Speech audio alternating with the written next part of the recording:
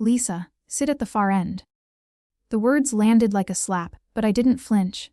I gave my mother a quiet nod and walked past the long dinner table adorned with lit candles, perfectly arranged cutlery and crystal glasses, straight to the least desirable seat near the kitchen door. I didn't expect a warm welcome anyway. It was my brother Tyler's birthday, and I wasn't exactly the pride of the family. Before we begin, drop a comment and tell us where are you from and from which city you're watching our videos. And after watching the whole video, don't forget to tell us what would you do in this situation. Be honest. Tell me in the comments below. We read every comment. Let's begin. You're lucky we invited you at all. My sister-in-law, Madison, whispered as I passed her. Don't make a scene this time. I hadn't even opened my mouth yet. Everyone looked polished and rich in their tailored outfits, seated under the chandelier that glittered like a throne room. Tyler, ever the golden boy, sat at the head of the table with his smug grin and designer watch that he made sure everyone noticed. His wife raised a toast to Tyler, the most successful man in the family. Laughter erupted except from me. I just stared at the water glass in front of me, my reflection faintly trembling in it. I wore a plain navy blue dress I'd bought secondhand. My hands were rough from double shifts at the warehouse and late-night cleaning gigs. I didn't belong in this room and they all wanted me to feel that every second. That's when Grandpa cleared his throat. The room hushed. Even Madison froze mid-sip of her overpriced wine. Grandpa Howard wasn't just respected, he was feared. 83 years old, but with eyes sharp as razors and a cane that slammed more verdicts than any courtroom judge. He turned his head slowly, eyes locking directly on me from the far end. "Lisa," he said, voice calm, but echoing across the room. "Is the $5 and I send you every month enough?" My stomach dropped, the air turned solid. My fork hovered in midair. I blinked. Which money? Dead silence. Utter raw unfiltered silence. My mother's fork clinked against her plate and dropped to the floor. Even Tyler's expression cracked, brows furrowing, jaw tightening. But Grandpa narrowed his eyes like he just confirmed something he already knew. Then, with deliberate strength, he slammed his cane down on the marble floor. Bang! The chandelier above swayed slightly. He stood up slowly with effort, but power radiated from him. That's what I thought. Now all heads turned to my mother. She went pale. "I've been wiring $5,000 to your account for over 2 years, Lisa. Every month, religious on the 1st. I thought it was helping you." I opened my mouth but nothing came out. I never received a dime. My voice cracked. I never saw that money. The silence turned from tense to deadly. Grandpa looked at my father now. "Richard." "Marilyn," I care to explain. My dad's face flushed red. We used that to help with Tyler's startup. "You told us you wanted to help the family. You thought, Grandpa interrupted, that you'd steal from your own daughter, use my money, and lie about it." My mom's hands trembled. "Howard, we were gonna tell you. We meant to." Grandpa laughed, a dry, bitter laugh that sucked the air out of the room. "You meant to." He pointed his cane at them. "You two smugly told me for years that Lisa didn't need help. That she was too proud to accept my money, that she didn't want charity. And all that time you were funneling into Tyler's account." Tyler stood up. "Grandpa, I didn't know. I swear I didn't." "Sit down," Grandpa roared. He did. My eyes were burning, but I refused to let the tears fall. "Not now." I slowly stood up. "You told Grandpa I didn't want his money." I looked at my mother. "You told him I didn't need help." Her voice broke. "It wasn't like that. How many times did I cry to you, begging for help with rent?" My voice shook. "How many times did I tell you I was eating ramen for 3 weeks straight?" She looked away. My father opened his mouth. "Lisa, we did it for the family. For Tyler." "For Tyler," I repeated. "Always for Tyler." My nails dug into my palms. I worked myself into the ground, took night shifts, cleaned toilets, ate from gas station shelves. And you were pocketing $5,000 every month while you watched me suffer. I looked at Grandpa. "You want to know the worst part? I still came tonight hoping maybe, just maybe, I'd be treated like a daughter, a sister." Grandpa's face was stone. He turned to everyone at the table. "If anyone here thinks what they did was acceptable, you're as much a part of this betrayal as they are." Then he reached into his coat pocket, pulled out a folded envelope, and held it out to me. "Lisa, take this." I hesitated, then walked over. Inside was a bank transfer confirmation. An account in my name, a new one. "I've just wired you $120,000, he said. "That's all the money they stole and then some." Gasps echoed. "And tomorrow," he continued, glaring at my parents, "I'll be speaking to my lawyer. You are both cut out of my estate completely. Tyler included." "Tyler, shut up." "What? Grandpa, no. You can't do this." "I can, and I just did." Then he looked back at me. "Lissa, would you like to switch seats? Or better yet, how about you sit at the head of the table now?" I didn't answer. I didn't have to, because for the first time in that family's twisted history, I wasn't the outsider. I was the reckoning. I didn't sit at the head of the table. Not that night. I quietly took my purse and walked out of the dining room without touching a bite of the filet mignon they'd served. I didn't need a throne. Not then. What I needed was air. The cold hit me as soon as I stepped outside. I stood on the porch, staring out at the dark trees swaying under the night sky, my fingers shaking. I didn't know if it was from rage, grief, or shock. Maybe all three. Behind me, I heard the door creak open, footsteps. Then Grandpa's voice. "You handled that better than I expected." I turned slightly. Better than I expected. He walked up beside me. Slower now, without the fury keeping him upright. "They've always underestimated you, Lissa, even as a little girl." I said nothing. Then I asked, "Why didn't you ever call me? Ask if I was okay?" He looked at me, guilt heavy in his eyes. "Because I believed them. I'm sorry for that." Truly, I nodded slowly, swallowing the lump in my throat. "I don't need their pity anymore." "No," he agreed. "You need justice, and you're going to get it." 2 days later, I got a call from his lawyer. Turns out, Grandpa had already rewritten his will. That envelope he gave me. It was only the beginning. Tyler wasn't just removed, so were my parents. Everything, the lake house, the business shares, the trust fund, was being transferred to me, and people started calling. First, my mother. She left a dozen voicemails crying and begging. "Lissa, please. We didn't know it would go this far. Can we talk?" Then my dad. "You're tearing this family apart." "Over what?" "Money." Tyler didn't bother with fake tears. He just sent one message: "You'll regret this. Enjoy being alone." But I wasn't alone, because as the truth spread, people began to talk. Aunt Caroline called and admitted she'd always wondered why I looked so tired. Uncle Drew confessed they were told I had mental issues and was too unstable to handle money. They lied to everyone about me to control the narrative, and I let them until now. Later that week, I walked into a local law firm downtown in jeans and a turtleneck, hair tied back, no makeup.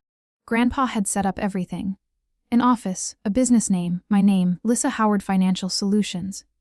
He didn't just give me money, he gave me a future, a real one. And I was going to build it from the ground up with, or without, anyone from that toxic house ever looking my way again. It didn't take long before the backlash began. The family didn't stay quiet. Madison was the first to post something. One of those carefully curated Instagram stories showing her sipping wine, laughing with friends, typing out, "Some people don't deserve second chances. Entitlement is ugly." She didn't mention my name, but everyone knew who she was talking about. Then came Tyler's podcast interview, which he never thought I'd see. Sometimes when you give money to the wrong people, they think they earned it. It's sad, really. I didn't respond. Instead, I focused on building what Grandpa handed me. I arrived at the new office every morning before 700 a.m. It was small, 2 rooms and a front desk, but it was mine. I met with clients, took business development courses, and learned how to handle finances the way Grandpa once had. I didn't use his last name publicly. I wanted to make something that couldn't be claimed as a handout. Meanwhile, Grandpa wasn't staying quiet. He told every friend, every investor, every business partner in his circle exactly what had happened. And it worked. The more the truth spread, the more people started pulling away from Tyler and my parents. Tyler's startup lost 3 big clients in 2 weeks. My father's name was quietly removed from the board of a foundation he chaired for over a decade. And my mother, she stopped showing her face at the country club altogether. Still, they refused to apologize. One night, months after the birthday dinner, I got a knock at my apartment door. I peeked through the peephole. Tyler, he looked desperate, disheveled, eyes tired. I opened the door only slightly. "What do you want?" He shoved his hands in his pockets. I messed up. I said nothing. I didn't know about the money. I didn't know they were lying to Grandpa. Then why mock me every year for not having a real job? I asked. Why call me a burden? Trash. He didn't answer. He didn't have to. I started closing the door, but he stopped it. Lissa, please just tell him to undo the will or split it. I'm your brother. I looked at him dead in the eyes. No. You're the man who laughed while I struggled, and I shut the door hard. That night, I sat alone at my kitchen table, tears threatening again. Not because I was sad, but because for the first time in years, I didn't feel powerless. A month later, I found a dusty box outside my office door. No name, no note. I brought it inside and opened it. Inside were photographs, hundreds of them. Old family albums I hadn't seen since I was a kid. Pictures of me and Tyler at the park. Me helping Mom in the kitchen. My hand clutching Grandpa's when I was 5. At the bottom was a letter from Grandpa. Lissa, these photos are yours. They tried to erase your place in this family, but I never forgot who you were. Keep them. Frame the ones you love. And always remember, no matter how they treated you, your roots run deeper than their lies. I cried not because of the past, but because someone finally saw me. That same week, I was invited to speak at a local women's business conference. One of Grandpa's old friends had recommended me, and apparently, my reputation for financial guidance had begun to grow. I stood on that stage in a navy blazer, hair pinned neatly, facing over 200 women from all walks of life. And I told my story. Not the sanitized version, the real one. I wasn't born poor. I was made poor by a family that decided I wasn't worth investing in. Gasps, murmurs, and when I begged for help, they told me I was dramatic, lazy, useless. All while collecting checks with my name on them, the applause. When I finished, it shook the room. Later, as I packed up my things backstage, a woman approached me in tears. My daughter went through the same thing. You have no idea what your story just did for me. I smiled, took her hands gently. Then tell your daughter this. She's not broken. They are. That night, as I walked back to my apartment, I passed by the restaurant where Tyler and Madison once hosted their anniversary dinner. Their faces used to be plastered across the glass windows in a framed photo. Now that frame was gone, replaced with a for lease sign. They'd lost the lease. Another business gone. My phone buzzed. A message from Grandpa. They finally realize who the real legacy is, kid. Proud of you. I stared at the screen for a long time. I wasn't chasing approval anymore. I wasn't seeking revenge. I was simply becoming me. 3 months later, I stood outside the house I grew up in, not to visit, not to beg, to buy it. After Grandpa cut them off, my parents had tried everything. Reortgaging. Selling off furniture, even quietly putting the house on the market without letting the rest of the family know. But the listing found its way to Grandpa and then to me. I don't want to live there. I told him. He nodded. Then don't own it anyway. And so I did. I signed the paperwork with steady hands, full cash offer. No negotiation. The realtor, a middle-aged woman with sharp glasses, smiled awkwardly when she realized who I was. You know your parents will have to be out by next Friday, I said. That's fine. I'll give them until Monday. I never went inside. Didn't need to. The walls of that house had seen enough of my tears. They didn't need my footsteps anymore. Instead, I focused on the life I'd built. The office expanded. I hired 2 staff members, both women who had faced their own family betrayals and needed a second chance. We weren't just a business. We were a rebuild. On a rainy Friday morning, I got another letter, handwritten this time from my mother. Lissa, I know you have every reason to hate me. I failed you. We failed you. I let pride get in the way of being your mother. I convinced myself that helping Tyler would help us all. But the truth is, I wanted to believe you didn't need anything so I could sleep at night. I see now that I was blind and cruel. You didn't deserve any of what we did. I won't ask for your forgiveness, but I hope someday you find peace, Mom. I sat still for a while, rereading those words. There was no excuse in the letter. No manipulation, just regret. And oddly, it didn't feel like victory. It felt like release. I didn't call her. I didn't tear it up either. I simply folded it, placed in the drawer with Grandpa's letter and the photos, and closed it because that's where it belonged in the past. The next week, Grandpa hosted a small gathering at his home. Not a grand event, Just a quiet evening with a few old friends, some jazz music, and fresh lemonade. He pulled me aside near the fireplace. "You know," he said, "when I found out they stole from you, I blamed myself the most." I looked at him. "Why?" "Because I gave them the rope to hang you with." I took a deep breath. "You also gave me the tools to cut it." He chuckled. Then he handed me a worn-out leather book. "What's this?" "My original ledger from the first business I ever ran. I want you to have it." I flipped through the pages, yellowed paper, faded ink, scribbled notes and calculations. "You built everything from this." "I did," he said. "And now you'll build even more." I hugged him. For the first time in years, I felt what a real embrace from family was supposed to feel like. Safe, steady, true. A year after that dinner, I was standing backstage again, but this time at a national conference for women in finance. Over 2,000 attendees, cameras, reporters, spotlight. When they called my name, I walked onto the stage in front of a crowd that once would have terrified me. I wasn't just someone who got a second chance.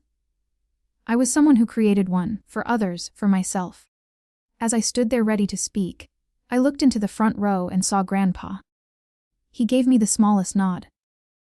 And that's when I knew the dinner that tried to humiliate me. It ended up feeding the beginning of my rise.